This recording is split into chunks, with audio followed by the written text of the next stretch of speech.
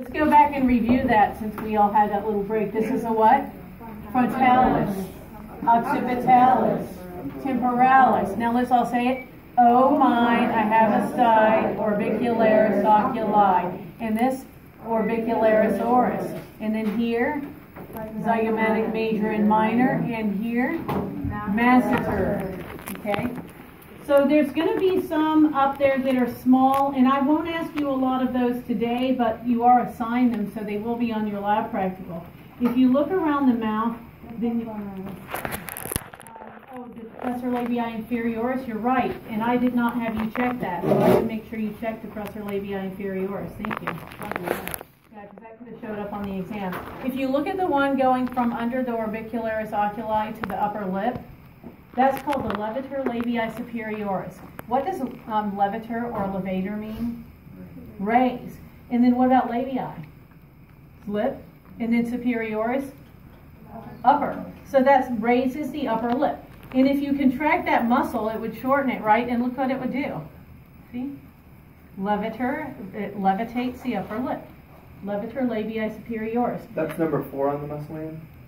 On the muscle man, honestly, I would never, ever, ever ask that one on the muscle guy. Okay. And I should probably look. Because you got like 4, 6, and 8 are all pretty close there. No, I would ask 9 and 8, but I wouldn't ask 4 or even 5. Actually, I wouldn't even ask 8 on that. Yeah. Yeah, on that one, I would only ask that on the diagram, which is why we checked through some of the diagrams. Now, if you look below the mouth, you see the depressor labii inferioris. So what does depressor mean? Lowers, right? And then labii is lip, and it lowers the lower lip. Now, if you look at the, where is it? The depressor anguli oris. Do you see that one? Yeah, it lowers the what of the mouth? The angle. So that's your frowning muscle. Depressor anguli oris. So a lot of these, if you just look at them and you think, if that muscle contracts and shortens, what's it going to do? And then that'll help you name it, and that's real good. So those 3, the last 3 little mouth ones, I would only do those on the diagram. The masseter, though, actually shows on the model, okay, number 9, and it shows pretty well on this side of this model. Also on this one, we have this big flat one on the neck called the platysma, and flat for flat doesn't rhyme with flat. Think of a plateau, or really, if you think of platyhelminthes, the flatworms. And you'll notice the platysma, if you peel it away, what muscle is underneath it? Sternocleidomastoid is underneath it. So be very careful, because none of the models show the platysma. The only place I can ask the platysma is diagrams. All of the models show the sternocleidomastoid because they peeled it away. So what is the strappy one on the neck? Sternocleidomastoid. Okay, and then what is the flat one? Platysma. One of my students from last semester, his mother was a physical therapist, still is, and she said that if you say platysma, that's when the platysma contracts. So if you say platysma, everyone say that and feel your neck. Platysma. You feel that? Okay. So, we have right here the buccinator, and you use a buccinator to pucker. And I've heard it called buccinator, blow a bugle, but then my dentist said no, it's pronounced buccinator. So buckle, pucker, or, yeah. Yes, that is the kissing one. And I think the trapezius is on there too, but I would not ask you the trapezius on that. So let's go through the head ones real quick. This is what? Frontalis, occipitalis, temporalis. Oh mine, I have a stide, orbicularis oculi, orbicularis oris. Masseter, buccinator, and strapion? Zygomatic major and minor. And I'm not going to review all the little ones, but what about the flat one? Platysma, the strappy one? Sternocleidomastoid. Okay, and I think we're done with that page, right? And we already looked at the muscles from page 206, but you can see the temporalis and the masseter and the buccinator show really well on there. and the sternocleidomastoid on 208. So we are going to start with the front torso. 209, on page 209. So you've got the sternocleidomastoid, the deltoid, the pectoralis major, also the pectoralis minor, and serratus anterior. So sternocleidomastoid, deltoid, pectoralis major. Oh, I forgot biceps brachii on that left side. The pectoralis minor and the serratus anterior. And then if you turn to the next page, 211.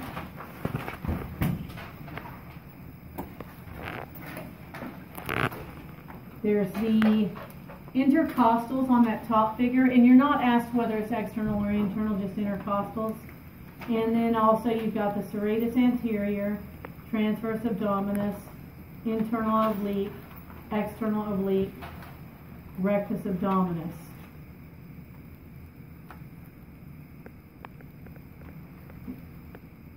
Serratus anterior, yeah. Okay, so everyone have those two? Then we're going to go back to, oh, well, the pectoralis major looks a lot better on that other picture. Okay, so we're going to go ahead and look at this starting in the chest. Now, this right here is the what? Pectoralis major. You know how when you go to the beach and you see this guy and you're like, oh, he's got some major pecs. Pectoralis major. Or maybe you're out bench pressing because you want to get some major pecs. There you go, pectoralis major. Now, this right here is the pectoralis minor.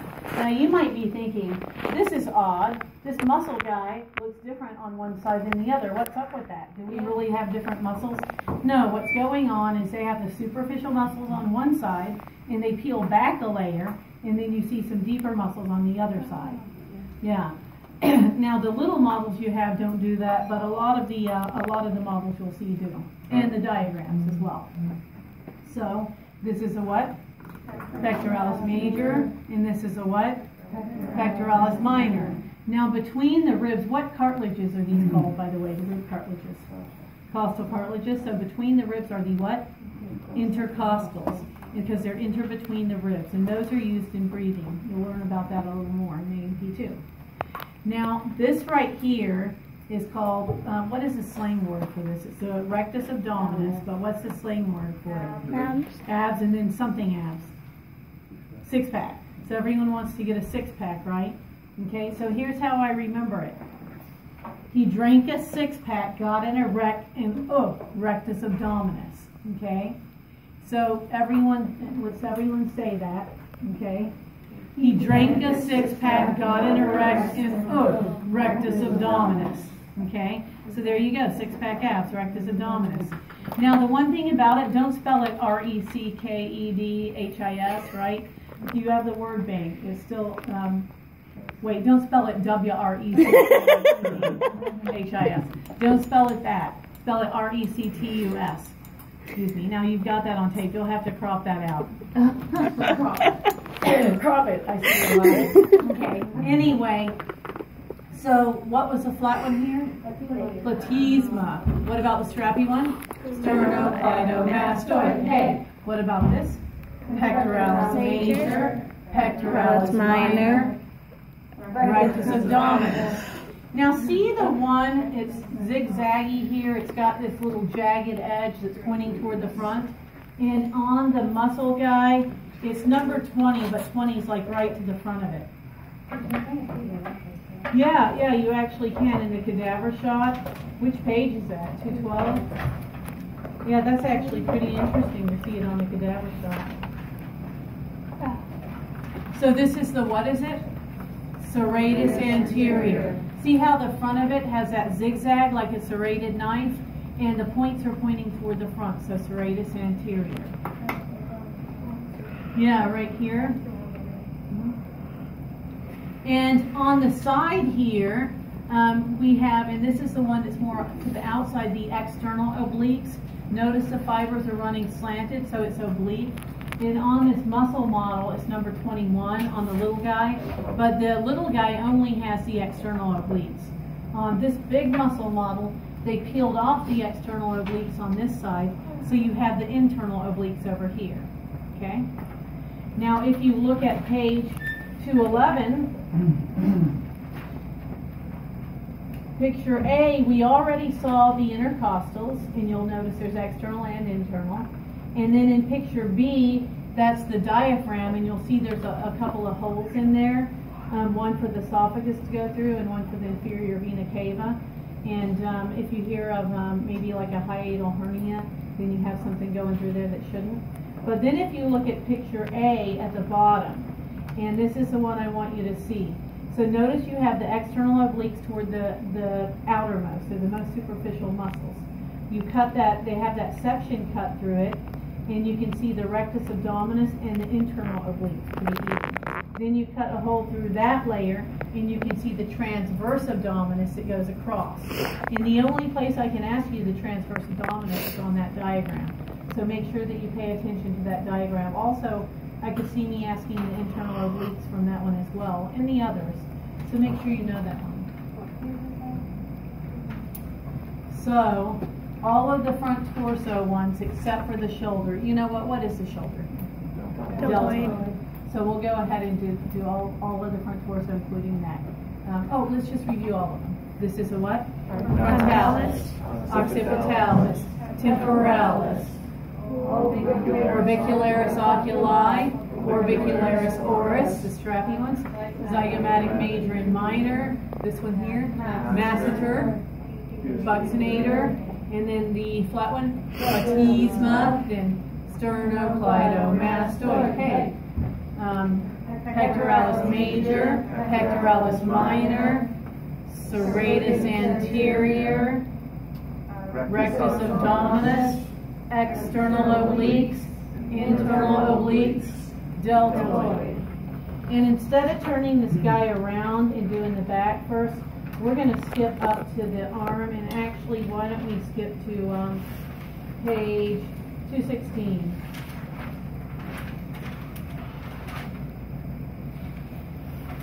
On page 216, picture A, you need the deltoid, pectoralis major, biceps brachii, brachialis, and brachioradialis.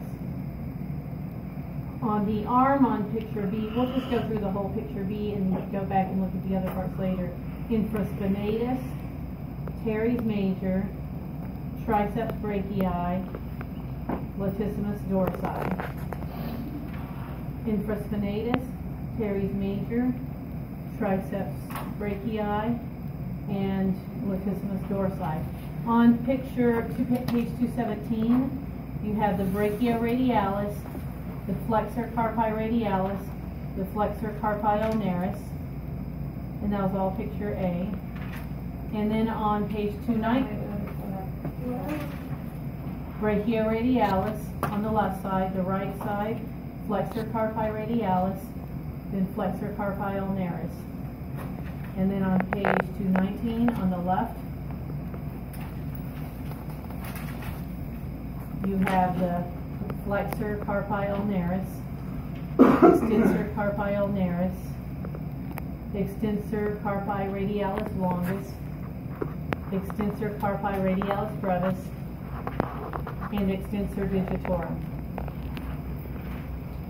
So we're going to go back to 216, and I know that you all know this. This book's about coming way here. But what about this one right here? Anyone know that? Biceps brachii. It's called the biceps because it has two what? Two heads or origins, right? And it's called the brachii because what region is this? Brachial region, right? Sometimes you may brachial your arm. Your upper arm is the brachial region. So we got the biceps brachii, and then directly behind it, on the back of the arm, you have the triceps brachii.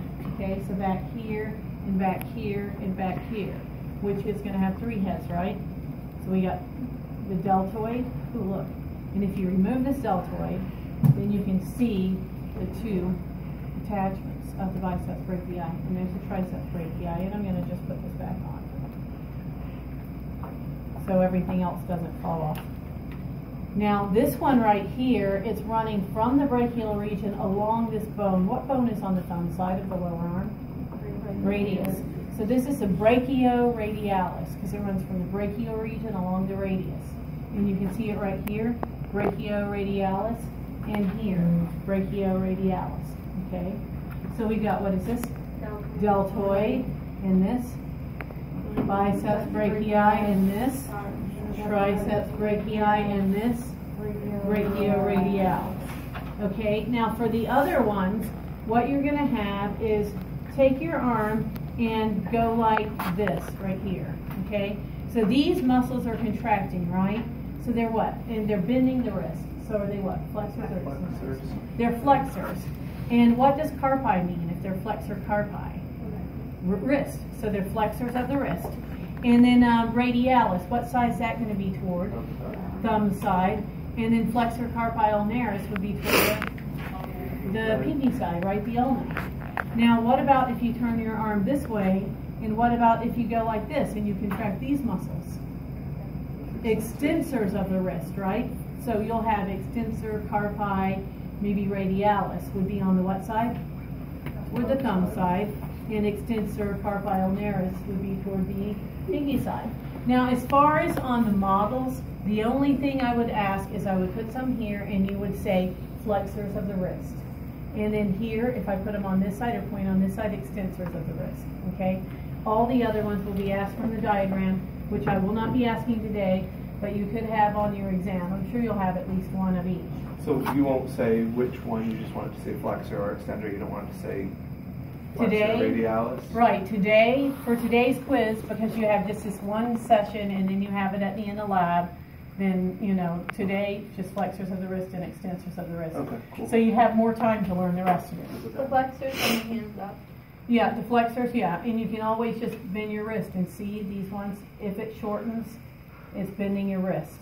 Okay? And the extensors are on the back side, or posterior part of the arm, lower arm.